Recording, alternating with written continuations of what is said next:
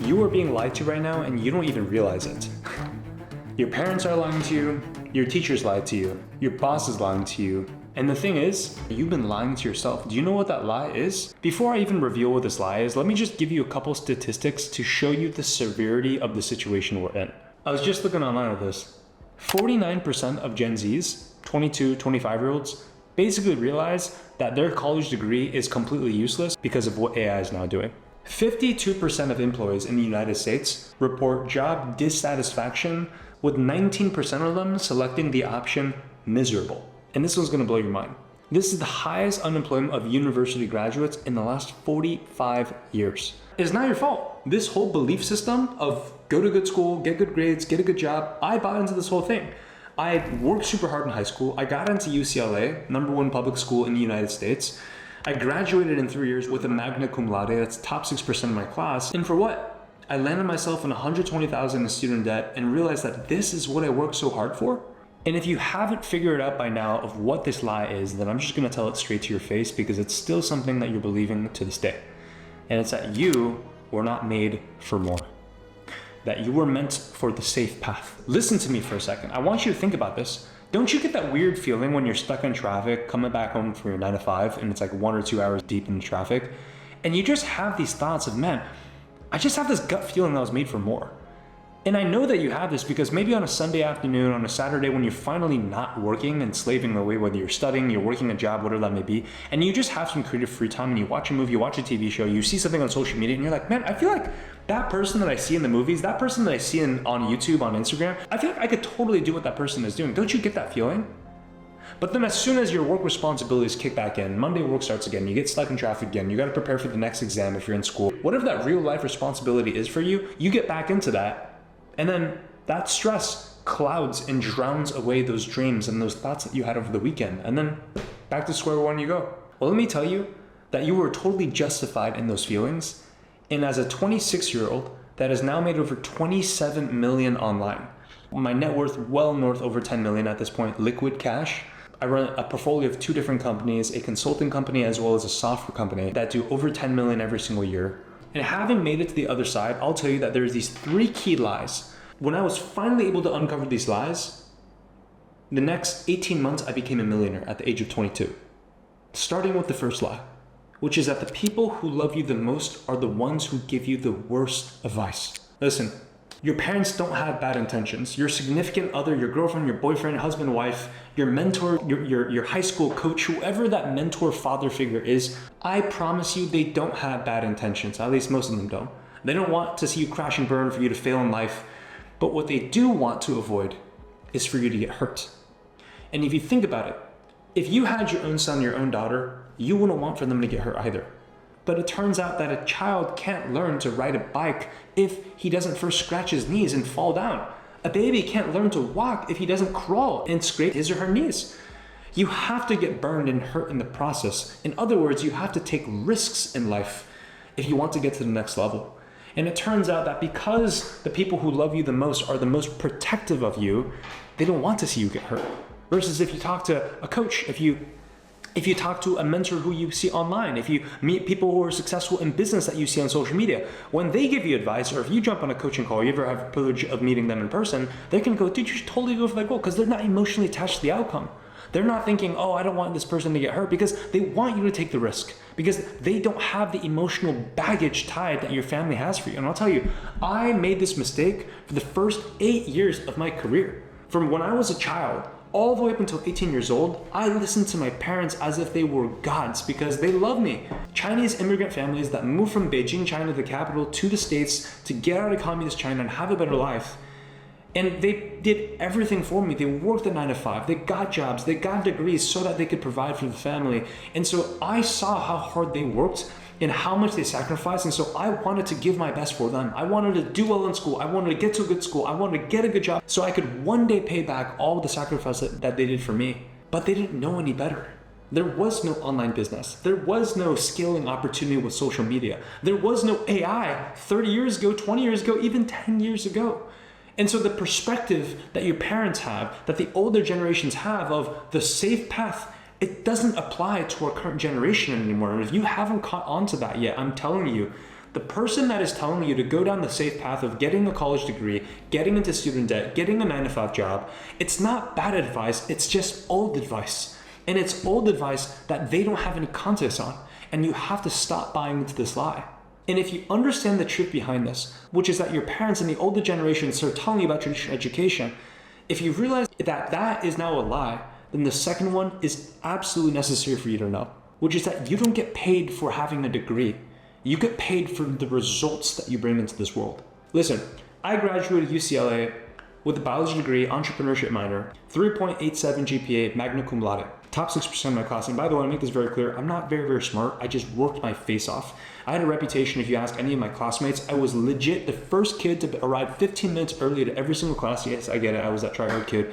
But the reason why I did so was because I needed to get a front row seat because it was really hard for me to pay attention. My ADD always get distracted if I sit in the middle rows and the back row, especially if I see people typing on their computer screens in front of me in a large classroom with like 150 people. I just couldn't pay attention. So I sat at the front row, and then I would always stay after to ask the professor questions because there were always things that my brain just couldn't get grasp around. And so being in the top 6% was like me clawing and fighting my way to get there. It wasn't like I was some whiz kid and I was like, easy, I didn't work that hard. Because I had friends that didn't work so hard and they graduated in the top 3% of the class. I was top 6%. But when I graduated and I worked my first 9-to-5 job, which was an operations manager role for a company when I was 21 years old, first year out of college, I realized, man, there's absolutely nothing in this university degree that is applying to the job that I'm working. And like quite literally nothing.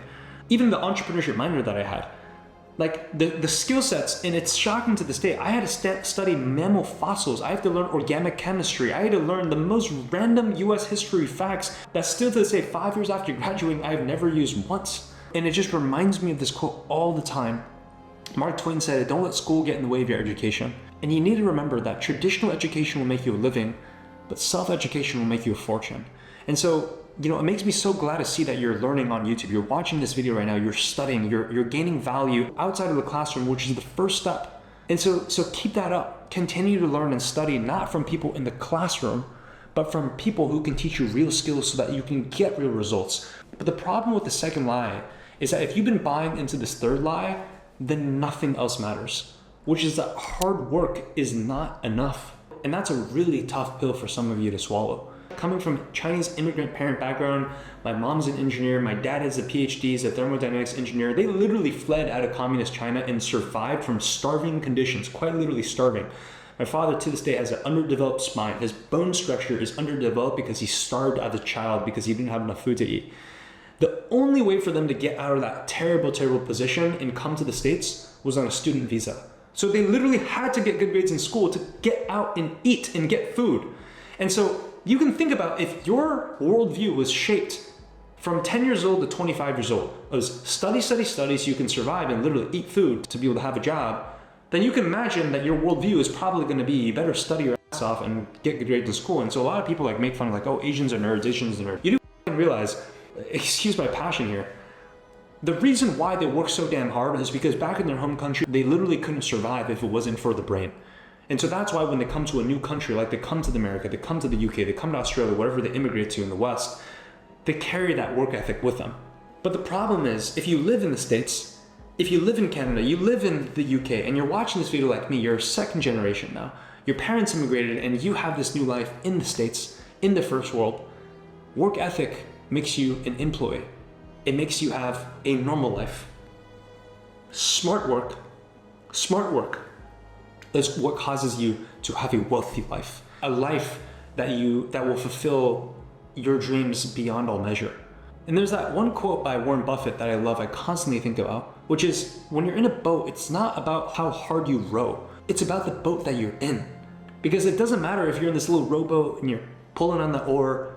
If someone else has a speedboat and they just press a button, they got some gasoline, they're ripping by you. It does not matter how hard you row. That speedboat is going past because of the vehicle and the opportunity.